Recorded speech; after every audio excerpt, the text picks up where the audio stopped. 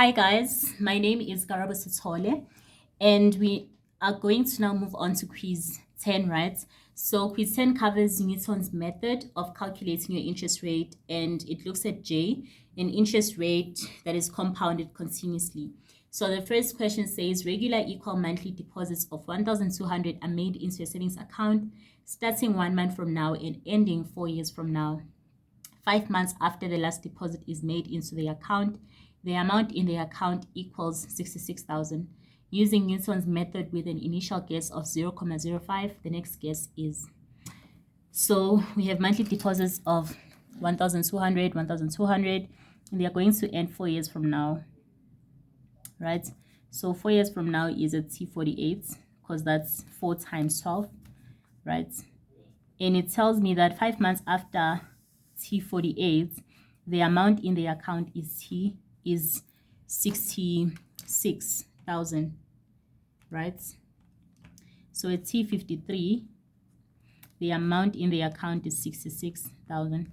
So all you have to do is to make a formula. So 66, so I will have to bring these values to T48, right? So let's do that. You can do that by using the annuities formula, where your future value is equal to 1,200 1 plus your I, right, which we do not know what it is. So 48 minus 1 over your I, right? So now this is what the future value is worth at T48. I need to move this future value all the way to T53, and you know, when we move a value, we move it with interest. So this whole future value will be moved with interest all the way to T53. So the 1,200, which is our future value, 1 plus I to the power 48 minus 1 over I, will be moved with interest to T53, 1 plus I to the power of 5. 53 minus 48, right, is 5. Okay, and we are told that this whole amount which we'll get is equal to 66,000 rands. Okay, so you have your formula now. All you have to do is to arrange your formula in such a way that it is easy to differentiate the formula, right? So the first thing I'm going to do is to divide the 66,000 by 1,200. So 66,000 divided by 1,200, I get 55. So I have 1 plus I to the power 48 minus 1. Okay, sorry. Minus 1 over I times 1 plus I to the power of 5 is equal to 55, right? Remember, I divided the 66,000 with the 1,200. Now I'm going to multiply the 55 with the I, right? It's just your basic algebra skills that are needed.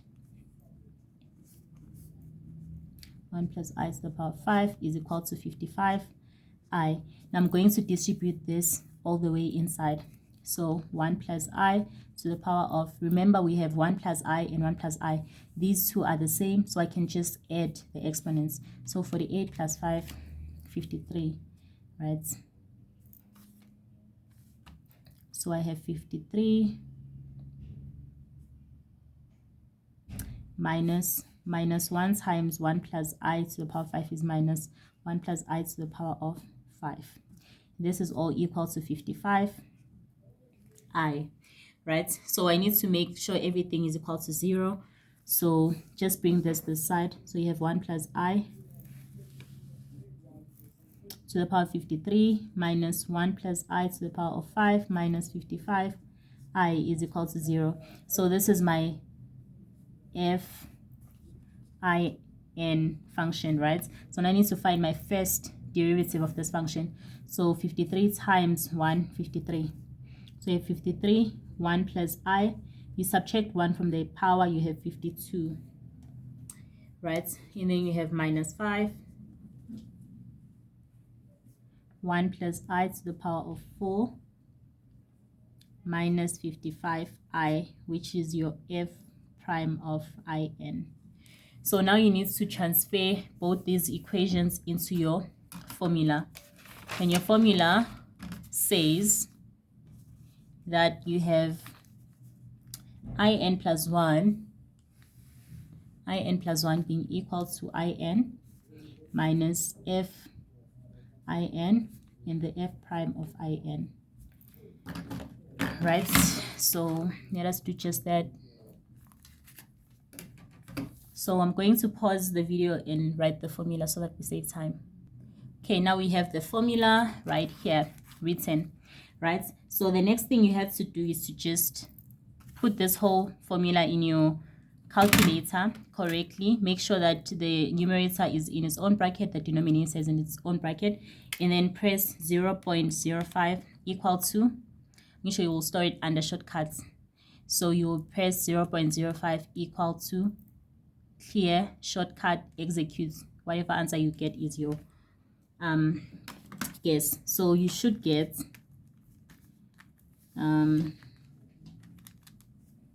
I1 is 0.05, so I2 should be equal to 0.0348. Please try it out and tell me if you do get the same answer in the comment section below. Okay, the next question says, a loan of 125,000 is to be amortized by means of 48 equal monthly payments of 2,500 starting 18 months from now, using Newton's method with the first guess of 0.1. The next guess is what? So as I said, the most important thing with Newton's method is to write down your formula using the same application you've learned, right? So to make things easier for yourself, make a time diagram, right? So the loan is always granted at T0. A loan is always granted at T0, you guys. So we have the loan at T0, and it is 125,000, and it is supposed to be amortized by 48 payments, regardless of where I start paying. They need to pay 48 payments. So the payments are starting 18 months from now. So they are starting at T18. So remember, my present value is always a period before. So it will be at T17. That is where the present value is. But because the payments are monthly, my present value was supposed to be at T1, meaning that I need to move this here. So 17 minus 0, 17, right? So I need to move it 1 all the way to T17. Okay, cool. So compound this all the way to T17 and find the present value. And we are told that you are starting at T18 with 2,500 and you are ending with 48. So n from T18 all the way to your last deposit, n should be 48. So you will say 18 plus 48. So you are ending at T66, right? Okay. Okay, cool. So you are ending at T65 because you are supposed to add it to the present value. T65. Okay, cool. So we need an equation, right, where you have the left hand side and the right hand side. So what you have to do is to bring this 125,000 all the way to T17 and bring your payments all the way to T17. So let's do just that. When I'm bringing the 125,000 to T17, I am compounding it with interest. So the future value of the 125 is equal to 125,000, 1 plus the I that I do not know to the power of 17, right? So that is what this future value is in terms of 125,000. At T17, I also have the present value of my monthly payments, right? So the other function that you will use is your present value is 2,500. Okay. 1 minus 1 plus I to the power of negative 48, because there are 48 payments, over I, right? Then you equate the two equations. So you have 125,000, 1 plus I to the power of 17 is equal to 2,500. 1 minus 1 plus I to the power of negative 48 over I. Then you solve, going to put in the simplified form. I'm just going to pause for a moment. Okay, so when you put it, when you simplify it, you divide 125 by 2500, and then you multiply that answer by I, you get 50i 1 plus I to the power of 17, right? So let's divide everything by 1 plus I to the power of 17. So you have 50i is equal to 1 plus I to the power of 17. Okay, let's divide everything, by I. So dividing everything by I means that you are multiplying everything by this whole thing to the power of negative 17. So 1 times negative 17, I have 1 plus I to the power of negative 17 minus 1 plus I. Negative 48 minus 17. Negative 48 minus 17. You will have negative 65. And then you bring everything to this side because you need your equation equal to 0. You will have 1 plus I to the power of negative 17 minus 1 plus I to the power of negative 65 minus 50i. Sorry, the electricity had gone. The electricity was gone a moment ago. So yeah. Cool. So this is your FI, IN, which is equal to this. So now you need to find the first derivative of IN. Right, so you have negative 17, 1 plus IN to the power of negative 18 minus 65. Remember, I have a minus, so minus plus 65. 1 plus IN to the power of negative 66, right, minus 50. So you'll put this in your new Newton's method formula and then use your calculator, find your guess, right? Let me do that for you guys. Okay, so when you put this into the calculator, this is what you will have, right? So when you put this into the calculator, you'll find your guess is 0.0092.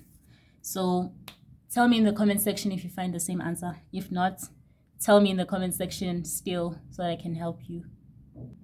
Okay, so we have number 3, and it says a business venture requires an initial investment of 150,000 and has the following expected quarterly cash flows: quarter 1, that quarter 3, quarter 4, and quarter 5.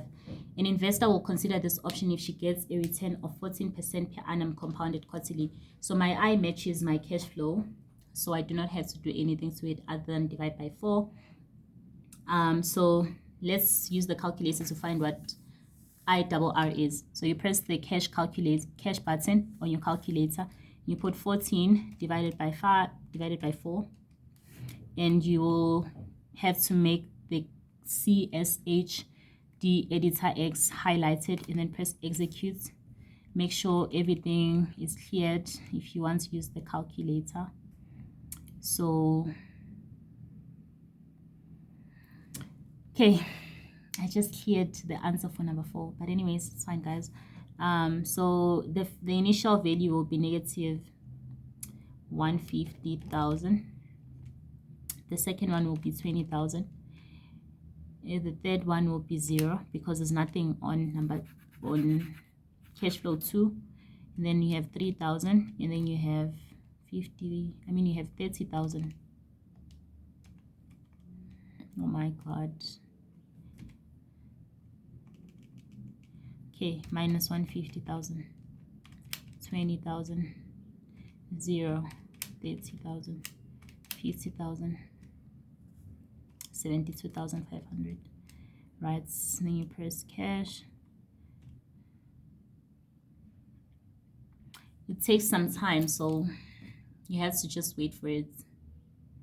Right, so you get that it's 3.67% per quarter. Okay, cool. Number 4. I will do number 4 later on because I just cleared the workings for number 4. Number 5 says, given a rate of 8% per annum, the equivalent J continuously is what? So the formula is e to the power of J is equal to 1 plus IN to the power of N. So e to the 8% is equal to 1 plus IN. Since it's yearly, it's 1 to the power of 1. So I1 is equal to we put e to the power of 8%, right? Minus 1 times 100.